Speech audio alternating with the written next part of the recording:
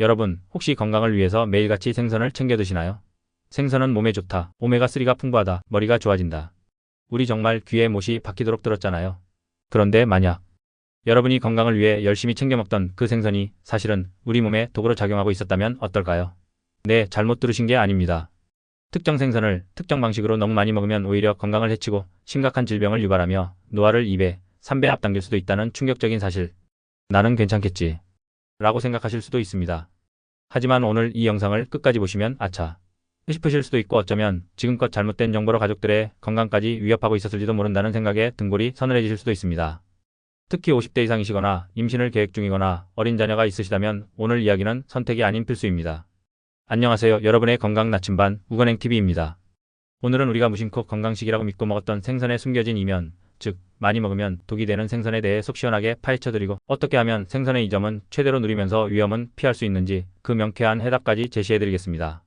오늘 영상 절대 놓치지 마세요. 잠시 후에 정말 깜짝 놀랄 만한 생선 이야기도 나옵니다. 생선 왜 좋다고 할까? 자, 본격적인 이야기에 앞서 잠깐 우리가 왜 그렇게 생선을 찬양했는지부터 짚고 넘어가죠.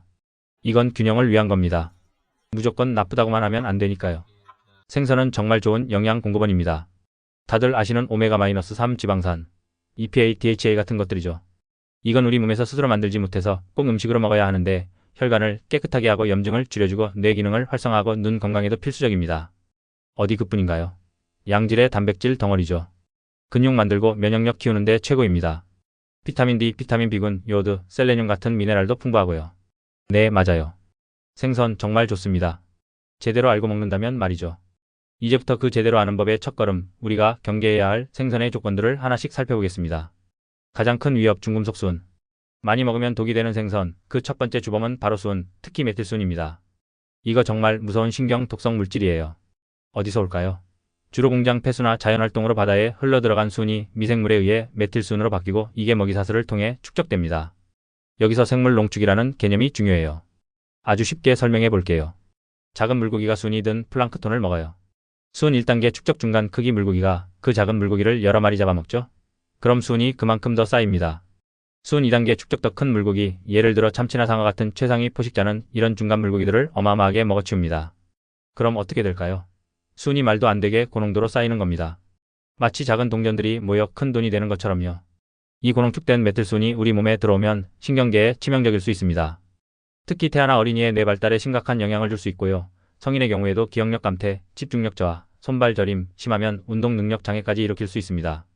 50대 이후에는 우리 몸의 해독 능력도 자연스럽게 떨어지기 때문에 더 취약해질 수밖에 없어요. 그렇다면 어떤 생선의 순이 많을까요?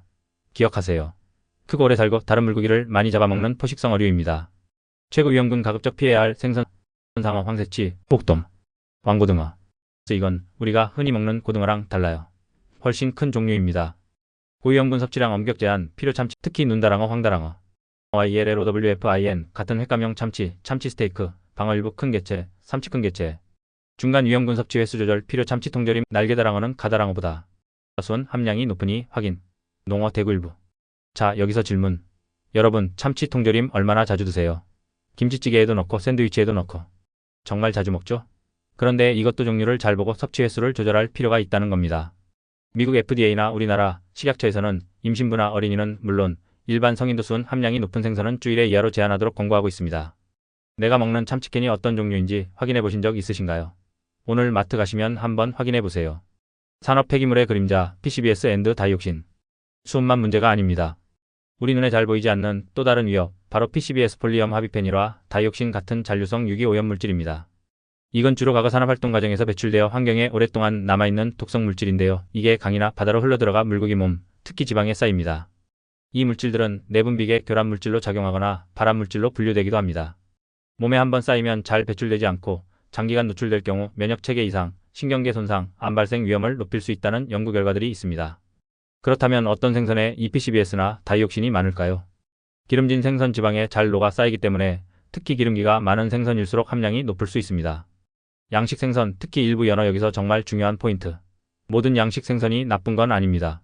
하지만 어떤 환경에서 어떤 사료를 먹고 자랐는지가 매우 중요해요. 과거 일부 연구에서는 특정 지역의 양식 연어에서 자연산 연어보다 훨씬 높은 수준의 PCBS나 다이옥신이 검출되어 논란이 된 적이 있습니다. 밀집된 환경, 오염된 사료 등이 원인으로 지목되었죠. 물론 최근에는 양식 기술도 발전하고 규제도 강화되어 많이 개선되었다고는 합니다. 하지만 여전히 믿을 수 있는 출처의 양식 생선을 고르는 것이 중요합니다. 노르웨이, 칠레 등 주요 양식 국가별 인증 마크 ASC 등을 확인하는 것도 방법이 될 수 있습니다. 오염된 지역의 자연산 생선 특정 강하구나 공업지대 근처 바다에서 잡힌 자연산 생선도 안심할 수는 없습니다.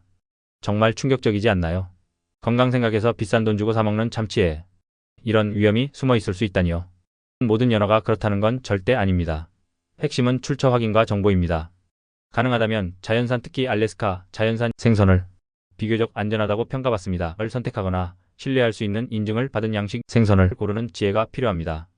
또한 지방에 많이 축적되므로 껍질이나 내장 주변 지방을 제거하고 먹는 것이 조금이나마 도움이 될 수 있다는 의견도 있습니다. 특정인에게는 독, 통풍 유발 퓨린. 자, 이번에는 모든 사람에게 해당되는 이야기는 아닙니다.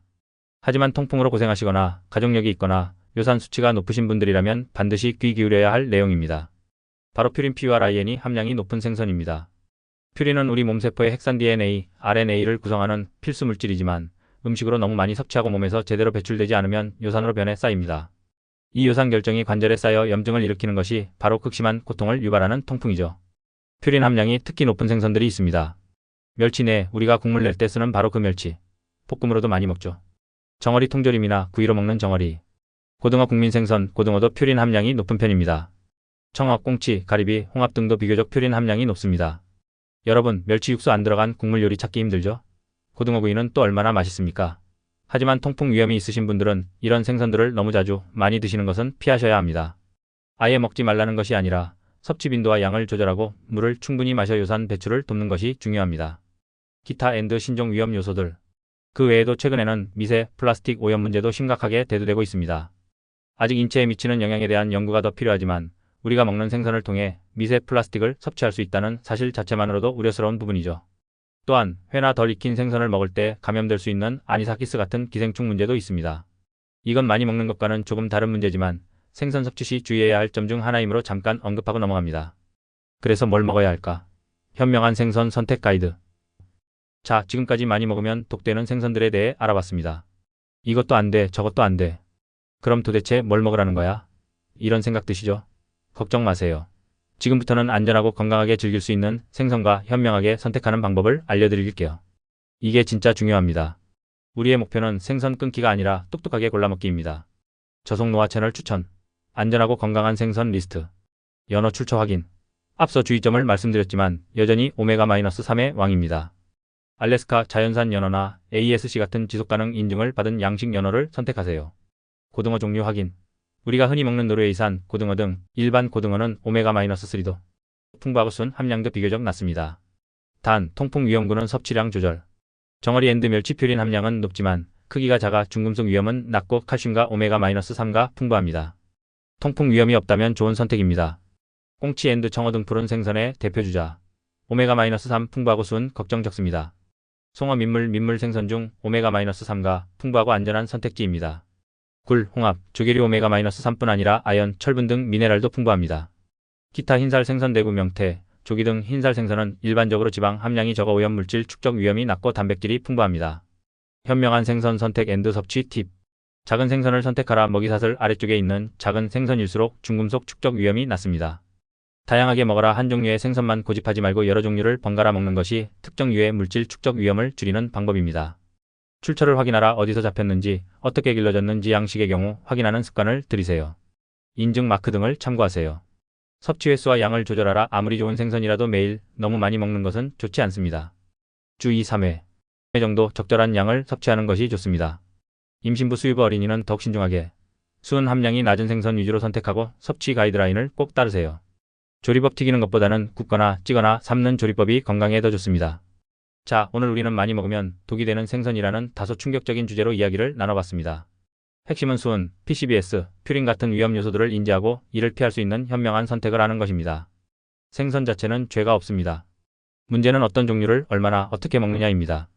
오늘 제가 알려드린 정보들을 바탕으로 이제는 막연한 불안감 대신 아는 힘으로 우리 가족의 식탁을 더 건강하게 지킬 수 있으실 겁니다. 두려움은 정보 부족에서 오지만 정보는 우리에게 선택할 힘을 줍니다. 마트에 가시면 이제 생선 코너를 그냥 지나치지 마시고 이 생선은 크기가 어떤가? 어디서 왔을까? 내가 먹어도 괜찮을까? 한 번쯤 떠올려 보세요. 작은 관심과 현명한 선택이 당신과 당신 가족의 건강 수명을 10년, 20년 늘릴 수 있습니다. 오늘 내용이 유익하셨다면 좋아요 한번 꼭 눌러주시고요. 여러분이 즐겨 드시는 안전하고 맛있는 생선이 있다면 댓글로 다른 분들과 함께 공유해주세요. 그리고 앞으로도 여러분의 건강 나침반이 되어드릴 무건행 구독 버튼 누르시는 것도 잊지 마시고요. 알림 설정까지 해두시면 다음 건강 꿀팁도 놓치지 않으실 겁니다. 저는 더 유익하고 알찬 정보로 다시 돌아오겠습니다. 오늘도 건강하고 행복한 하루 보내세요. 감사합니다.